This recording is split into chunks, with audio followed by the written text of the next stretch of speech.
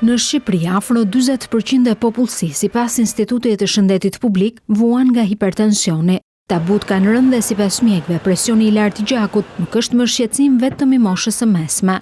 Kemi një incidencë të lartë edhe në moshët e reja, jo vetëm moshët e vjetra. Kjo e induktuar nga shumë arsye, ku kryesorja është jeta sedentare dhe obeziteti. Bëhet fjalë për moshat që janë midis 20 dhe 30-ve. Pra nuk është më tensioni që paraqitej rëndom mbi 45 vjeç tek burrat dhe mbi 50 vjeç tek gratë. Pra jemi duke u përballur me hipertensione, të cilat më përpara konsideroheshin tabu. Padyshim që ka shumë arsye për hipertension, janë 20 gene përgjegjës për aktivizimin e hipertensionit, është mbi ngarkesa volumore, e cila vjen si pasojë një sistemi në organizëm, quhet sistemi RAS, i cili kur aktivizohet prodhon hipertension dhe ndihmohet nga ajo me medikament për kace, por arsye tjetër është stresi. Një stres i cili çon aktivizimin e sistemit nervor simpatik, që është një sistem nervor i cili indukton aktivizimin e një tensioni shpesh rezistent.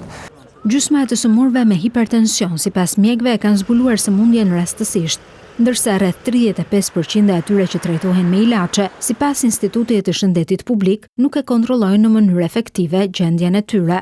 Por një hipertension i patrajtuar rregullisht çon në komplikacione serioze.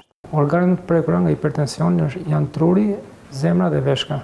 Pra, hipertensioni në zemër jep dëmtime strukturore, është hipertrofia muskular së trashë e mureve që e njeh ndryshe populli, në tru jep dëmtime ishemike ose strokun dhe dëmtime renale të rëndësishme, të cilat shkojnë deri në insuficiencë renale. Në rast se kemi 100 individ me hipertension, 50 individ thjesht e kanë zbuluar hipertension nga një ngjarje rastësore, thjesht nga një madje hipertensioni rastësor dhe kaq. 50% që me fat, sepse ka pasur një shenjë klinike si indikator për të çuar më tej trajtimin e sëmundjes, shoqërohet me shenja klinike klasike, siç është dhimbje e kokës, marrje mëndshme, zhurma në vesh, humbje e ekuilibrit.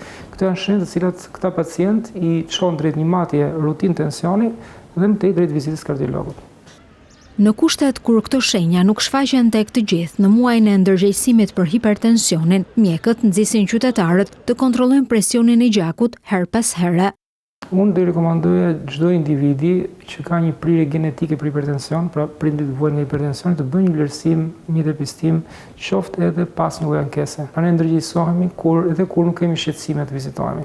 E dyta, i rekomandoj gjithë hipertensive të orientohen drejt një diete hipokalorike, pa përmbajtje kripe, me aktivitet fizik mbi mesatar, pra mbi 5-7 km ecje aktive në ditë dhe marrjen e medikamenteve të hipertensionit. Hipertensioni mbetet faktori më i madh i rrezikut që kontribuon në sëmundshmërinë dhe vdekshmërinë në mbar botën, por nëse zbulohet herët, mund të menaxhohet përmes barnave dhe një mënyre të shëndetshme jetesa.